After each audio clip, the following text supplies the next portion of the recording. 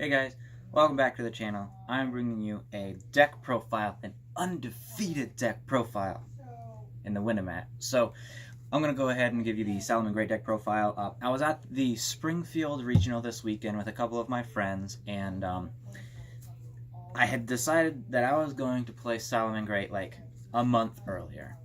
Trained, tested Salamangreat. About 3 o'clock in the morning of the actual event comes, and I decided I was going to play Danger Orchest instead, even though I didn't put a whole lot of testing into the deck. I brought you a deck profile. I played something very similar. In the main event, I got so many. I literally got 3 draws in a row, and at that point, it was like there was like no point in staying in. So went to the Windemat, decided, you know what, I'm going to switch to Salamangreat. I've got more testing with it, and I went undefeated. I won the Windemat. It just performed so smoothly and so well. So I want to bring you the build because this is the build that I should have played in the regional itself. So I'm not going to get too much into the applications of these. You guys all know it's 3 Gazelle, 3 Spinny, 2 Foxy, 1 Falco, Jack, and Foul. Really liked Foul. A lot of decks are starting to play Foul, and that's because it makes it way easier to go into Abyss Dweller. It also puts damage on board, and it combines really well with Falco. Falco can bounce it back to hand, special summon Falco, which is going to trigger Foul, so you can summon Foul, and that's already 3,000 points of damage. Came up in the finals in the mirror match, actually. Works really well. 100% recommend that. This is the artifact build, and because it's the artifact build, I'm playing 3 Buffalo. Buffalo is an amazing card. And then Lady Debug. 2 Lady Debug, because it gets you specifically your Salamangreats. Buffalo, you want to try drawing into those Sanctums. I'm not playing Trap Trick. But yeah, so Scythe for the artifacts. Fantastic card. 3 Thanos Dragon, 3 Ash Blossom, and then 3 Effect Veiler. Great suite of hand traps. You're playing 9 of them, and that's enough. You know, it doesn't clog up your hand too much. He also draws you into the cards that you absolutely need. So now for the traps: 3 Sanctum, 1 Rage, 2 Roar. So, and that's it for the traps. I really, really like 2 Roar because of the interaction it has with Scythe. A lot of decks are playing 2 Roar, 1 Rage, and I really like the 2 Rage. It also combines really well when you can reincarnate summon Heatleo and pop 3 cards. It actually came up in a Burning Abyss matchup, but yeah, really good with these. So now for the spells: Will, Sanctuary, 3 Circle, Foolish Burial, and 2 Called by the Grave. Only 2 Called by the Grave because there's not a whole lot of space in here, but this is so streamlined.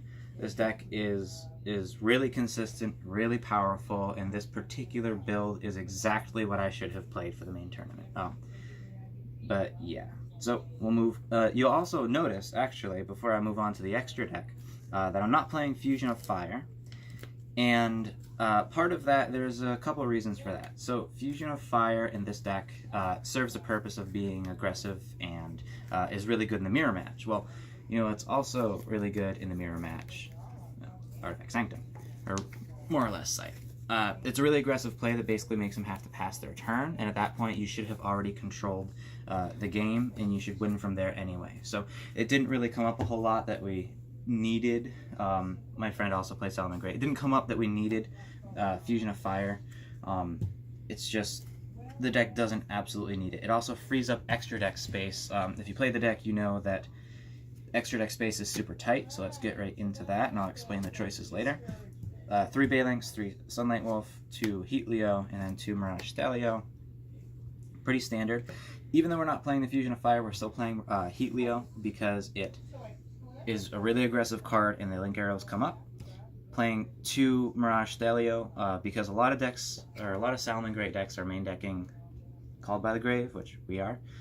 And if they hit your Jack Jaguar, then you're dead in the water. There's not any way to really bring that back. So Abyss Dweller shuts down the mirror match. And then for the kind of non-Salamangreat links, you got Unicorn, Phoenix, Update Jammer, Warlord Dragon. This combo is nasty, and this is the aggression that the deck wants on it.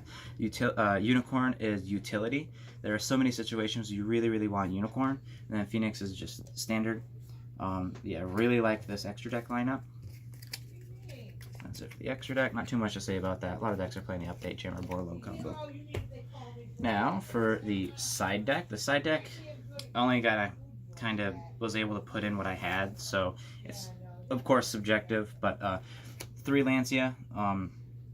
My friend played Salamangreat in the main event, and this came up a whole lot.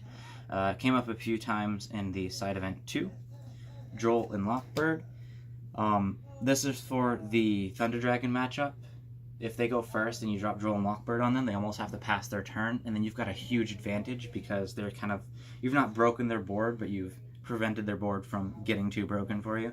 So I played this in the side deck of Danger Orcus, and I didn't play against a single Thunder Dragon all day, and so it actually didn't come up, but it's so vital that I would still play Droll and Lockbird in the side deck, no matter what. So 3 evenly matched.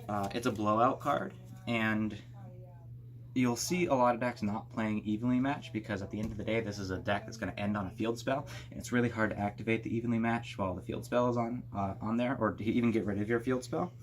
But I liked it because with the artifact build, you don't necessarily have to be giving big pushes because the artifact engine is almost going to just end their turn anyway.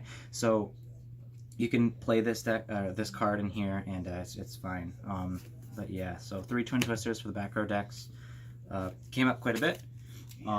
Really good card, just not much to say about it. And then for the mirror match, I played the Fusion of Fire with the Valet Chimera. I mean, there's a lot of space in the side deck, and when you're playing Bufferlow, you're going to be still drawing cards, so you can play fewer of your side deck cards. In fact, in the future, I'm going to start cutting side deck cards to 2s so that I can fit more variety of side deck cards in there. But this in a mirror match is just really good. Again, not necessarily needed. My friend who was also playing Salamangreat got super polyed. The opponent had their Violet Chimera on the field, and he still won that game. So, like, the deck is just really powerful if you know how to actually play it and how to counter the opposing deck. So, knowledge is power. So, that is it for the deck profile. Look forward to the next video. Bye.